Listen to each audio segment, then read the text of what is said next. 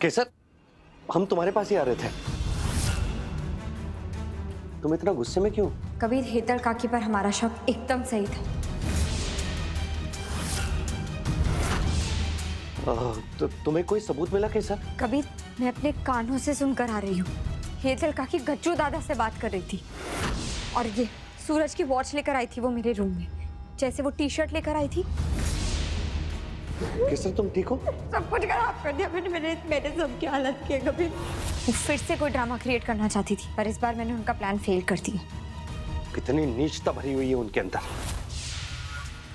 वो पहले भी तुम्हें मारने की साजिश कर चुकी है, उसके बाद भी तुमने उनके लिए इतना कुछ किया, फिर भी वो तुम्हारे साथ इतनी नीचता कर रही है। कैसे हम तुम्हें साफ साफ बता रहे हैं, तुम चलो और चलकर उनके बारे में सबको सच सच बता दो। कबीर, हम उन्हें सब बताएंगे, पर पहले हमारे पास प्रॉपर प्रूफ होना चाहिए। तुम्हें पता है हेतल काकी बातें घुमाने में एक्सपर्ट है। हमारे पास सिर्फ डीएनए टेस्ट की रिपोर्ट्स हैं और हम ये कैसे साबित कर पाएंगे कि उसके लिए हमने सूरज के ही सैंपल्स यूज किए थे। प्लीज थोड़ा पेशेंस रखो। जैसे ही हमें सूरज के बारे में पता चल जाएगा, हम सूरज और हेतल काकी दोनों का भांडा फोड़ देंगे।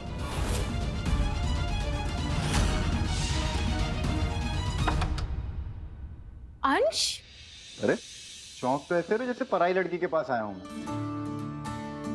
चलो छोड़ो, अंदर आओ। अरे आरती आरती आरती, सुनो, अभी आई ना हरी, और सुनो, सिर्फ आधा घंटा है तुम्हारे पास। क्या? सिर्फ आधा घंटा?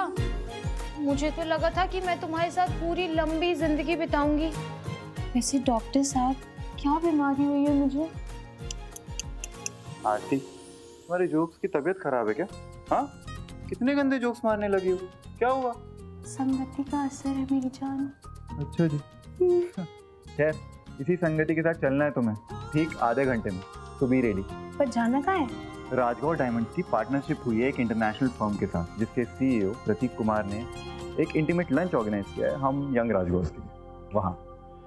थैंक यू अंश, पर मैं वहाँ जाकर क्या करूँगी? अरे क्या करोगी मतलब क्या? लंच करोगी, बातें करोगी और मेरा साथ दोगी।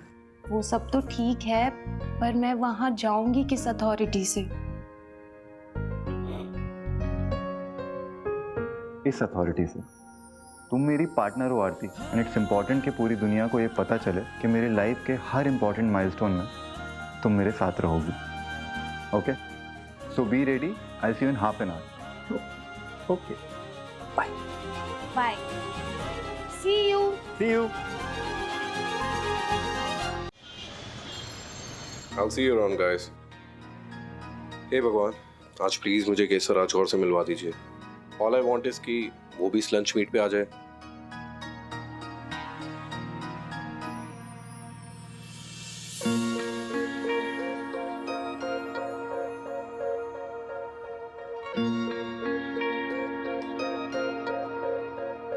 वेलकम। थैंक्स। बाकी लोग कहाँ हैं? अब आ ही रहे हैं, बस वो रहे। यार क्या लग रही हो, कहीं और चले? Shut up.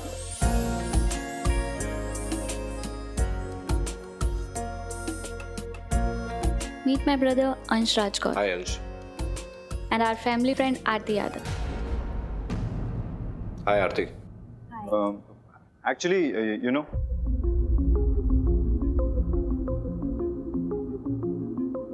So lovely to meet you guys. अब क्या हुआ? किसका वेट कर रहे हो? वो केसर नहीं आएंगी?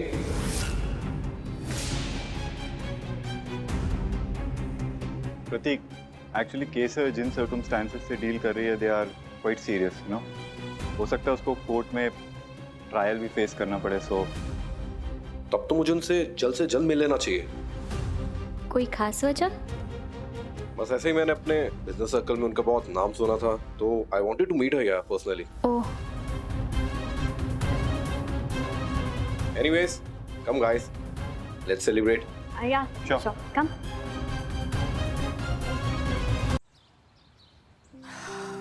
वाह, શું વાત છે લીલા? आज इतनी अच्छी दावत जैसी खुशबू क्यों आ रही है? इतना सारा खाना बनाया आज। आज कुछ स्पेशल है क्या? सबकी पसंद का खाना बना है। जिनल बहू, हाँ? ये सब तूने कब बनाया? नहीं बापूजी, ये सब मैंने नहीं बनाया। मैं खुद ही सोचूं कि इतना सब कुछ बनाना कितना मुश्किल है। किसने बनाया होगा? ये मैंने बनाया बापूजी।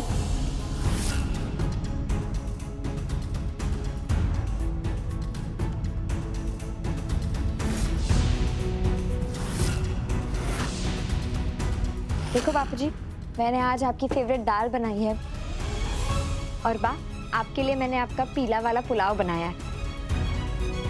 मासू, आपकी भी फेवरेट सब्जी बनाई है मैंने। और हेतल का बस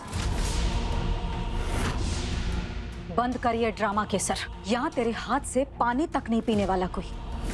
तूने सोच भी कैसे लिया कि तेरे हाथ का बनाया हुआ खाना खा लेंगे हम? और बा, आप कुछ क्यों नहीं बोल रही हैं? अरे अब तो हद हो गई है। ये लड़की लाज शर्म सब कुछ खो चुकी है। हमारे सूरज को गुजरे हुए कुछ ही दिन बीते, और ये देखिए, ये लड़की लाल कपड़े पहने हुई है। अपने पति को खोने का दुख ना सही, कम से कम अपने घर वालों के जज्बात का तो ख्याल रख सकती थी। सारी मर्यादा तोड़ दी है इसने। ये कैसी मर्यादा है हेतल काकी, जो केवल एक कपड़े के रंग से टूट गई? कबीर, कब? हेतल काकी, मैंने ये रंग आपके मन की शांति के लिए तो पहना है। कहना क्या चाहती है तू? आप हमेशा कहती थी कि मैं एक अच्छी बहू नहीं हूँ, मैं कुछ भी ढंग से नहीं करती हूँ, इसलिए अब मैंने डिसाइड किया है कि मैं बहू बनकर नहीं, बेटी बन के रहूंगी। मैं इसे गोद लूंगी, पर बेटी की तरह नहीं, एक बहू की तरह। मैंने मार दिया सूरज को।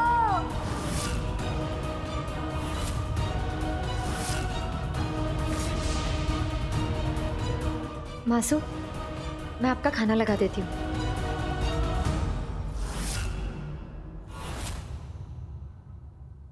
बेटी के रूप में रहने से तेरा गुनाह कम हो जाएगा। मैं बहुत जल्दी साबित कर दूंगी मासू कि मैंने कोई गुनाह नहीं किया।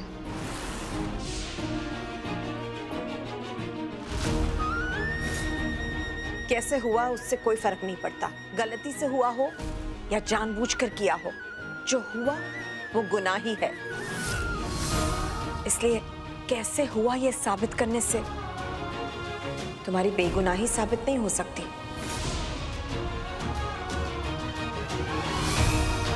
मासूम, खाना तो खा के जाइए। मासूम, खाने पे अपना गुस्सा मत निकालिए।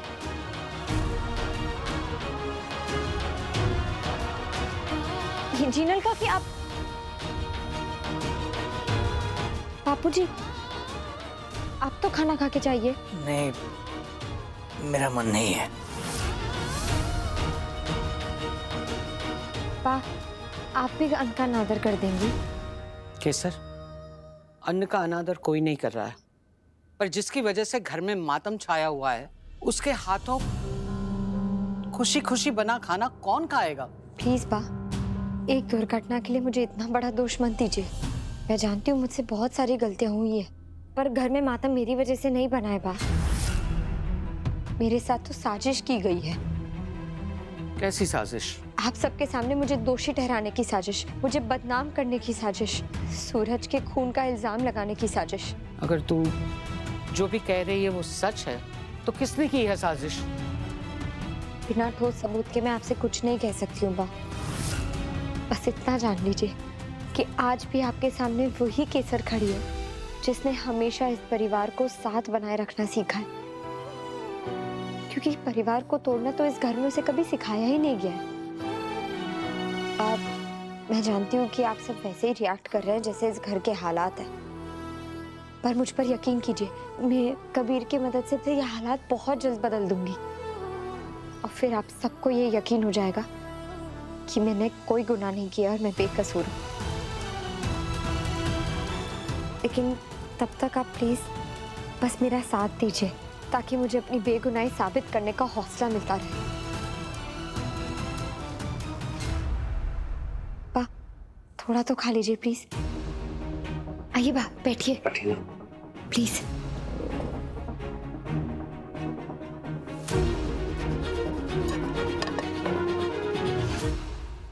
पहले मेरे हाथ से थोड़ा मीठा खा लीजिए।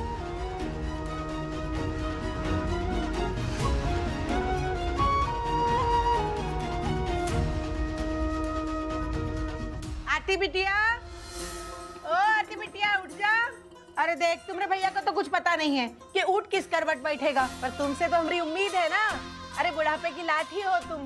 ए मेरी सच्ची वाली राजकुमारी, उठ जा बेटा। सूरज डूबने के बाद उठोगी का? नाच सिखाने नहीं जाना है? अम्मा हमें बुखार है, हम आज डांस क्लास नहीं जाएंगे।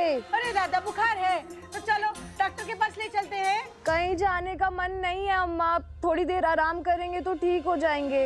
अरे तुमको जाने के लिए थोड़ी कह रहे हैं, हम तो कह रहे हैं कि हमको ले चल।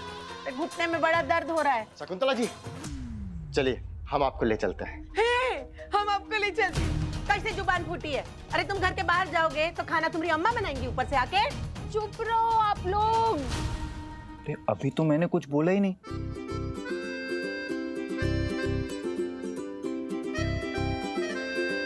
अनुष तुम यहाँ? हाँ, ये तुम्हारे कोल्ड के लिए सूप,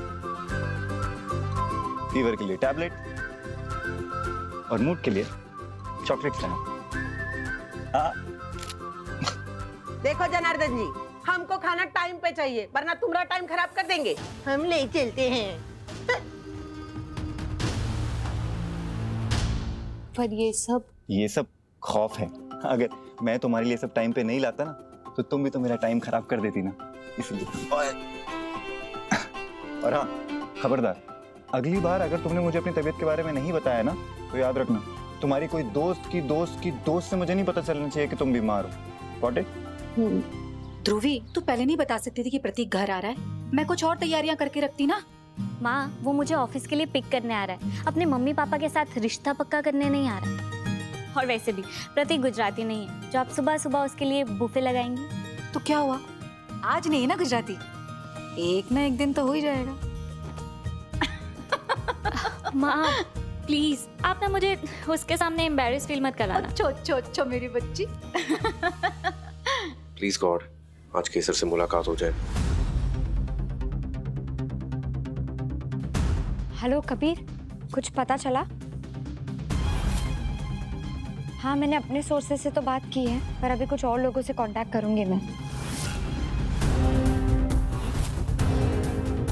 हाँ ठीक है। वाह, और अभी रुको हाउस, तब पूरा मन लगा के इस घर को बनाया है। माँ,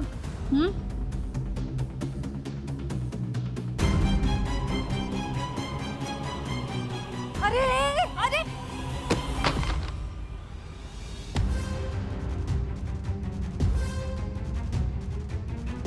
आपको कहीं चोट तो नहीं लगी? नहीं, ना? मैं बिल्कुल ठीक हूँ। आप ठीक हो? पर मैंने आपको पहचाना नहीं। I am sorry. आप प्रतीक, चोट तो नहीं लगी ना? नहीं, मैं बिल्कुल ठीक एक्सक्यूज हूँ। मी, आई एम सॉरी। या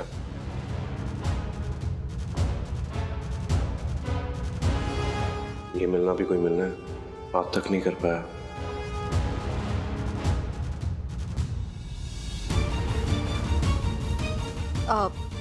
प्रतीक बेटा, मैं ध्रुवी की मम्मी हूँ, हेतल राजकर। तुम्हारे बारे में बहुत बातें की है ध्रुवी ने। All good things I hope. Of course. आओ ना, बैठो बैठो।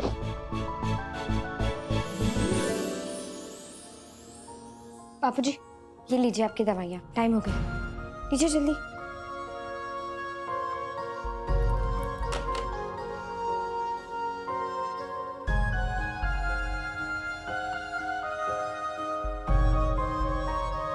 लाइए दीजिए। बापूजी, आपको भी लगता है कि मैंने ही सूरज को मारा है? लगता है मतलब?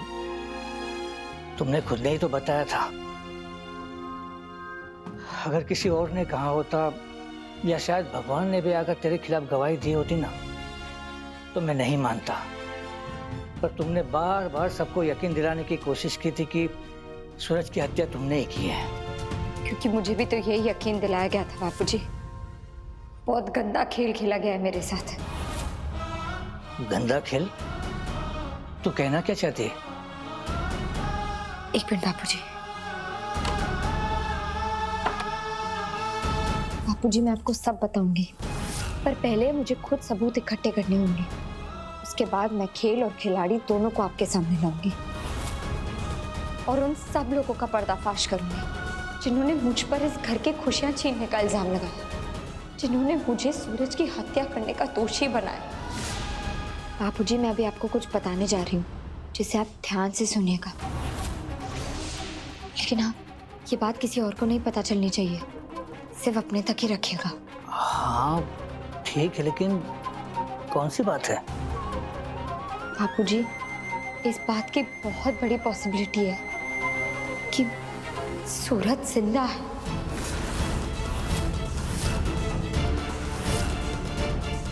बापूजी बापूजी प्लीज प्लीज प्लीज प्लीज शांत हो जाइए। अब ये बात किसी को नहीं पता चलनी चाहिए। ये तो क्या कह रही है केसर? लेकिन अगर ये बात सच है तो तेरे मुंह में घी शक्कर। और सूरज अगर जिंदा है तो कहाँ है वो? हमसे छुप क्यों रहा है? बापूजी मैं भी यही सब पता लगाने की कोशिश कर रही हूँ और पता लगते ही आपको बता दूंगी। फिलहाल मैं ये आपको सिर्फ इसलिए बता रही हूँ ताकि आप मुझ पे थोड़ा भरोसा करें और खुद निश्चिंत होकर रहिए। मैं नहीं चाहती कि आपकी तबीयत और बिगड़ जाए। लेकिन जो भी है, तुमने ये बात बताकर मुझे जीने की उम्मीद दे दी। अम्बे माँ सदा तुम्हें खुश रखे बेटा। बापूजी प्लीज ये बात बस किसी को मत बताना। फिलहाल ये बात सिर्फ आपको, मुझे और कबीर को पता है। ठीक है, अगर तुझे लगता है कि इस समय यही सही है तो ऐसा ही सही। और हाँ किशोर बेटा, कबीर इस घर के लिए इतना सब कुछ कर रहा है, ऑफिस की जिम्मेदारियां संभालने के लिए उसे तैयार करते हैं। मैं वादा करती हूँ बापूजी बहुत जल्द वो भी हो जाएगा। खुश रहे बेटा।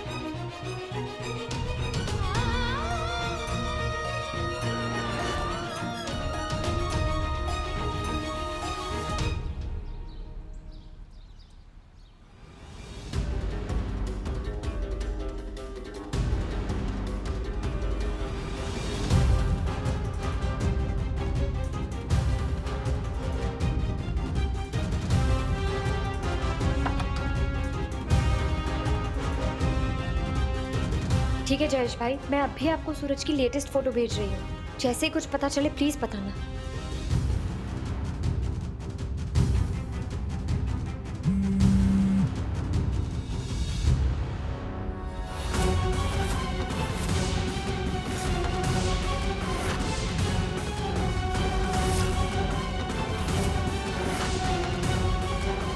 मुझे अभी कबीर से मिलकर उसे सब बताना होगा।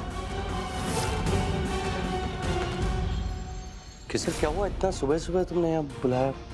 सूरज जिंदा है। अरे वो तो हमें पता है, पर तुम इतना यकीन से कैसे कह सकती हो? रुको, ये देखो। एक्चुअली मेरे एक क्लाइंट्स हैं जिनका ट्रांसपोर्ट का बिजनेस है। उनका कैब्स और टैक्सीज का बहुत बड़ा नेटवर्क है, तो मैंने उन्हें सूरज की ये फोटो भेजी थी और पता लगाने के लिए कहा था कि कहीं किसी कैब या टैक्सी ड्राइवर ने उन्हें देखा हो। और फिर उन्होंने, ये देखो, उन्होंने मुझे ये वाली फोटो भेजी इस आदमी की।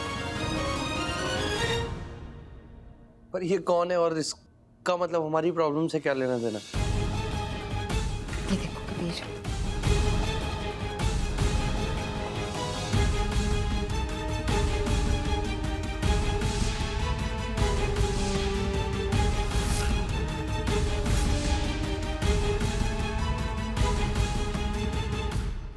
तो सूरज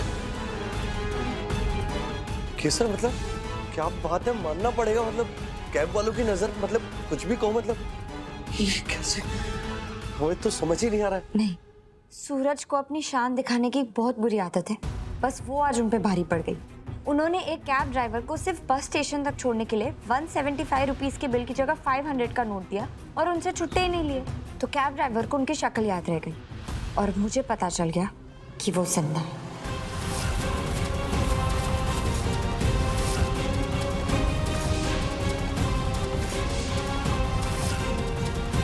कबीर, उन्होंने मुझे बताया कि ये कुछ दिनों पहले अंकलेश्वर की एक बस में चढ़े। मतलब हमारा आधा काम हो चुका है, अब हमें बस उनकी अंकलेश्वर की एग्जैक्ट लोकेशन पता करनी है और फिर उन्हें रंगे हाथों पकड़ना है। Sir laundry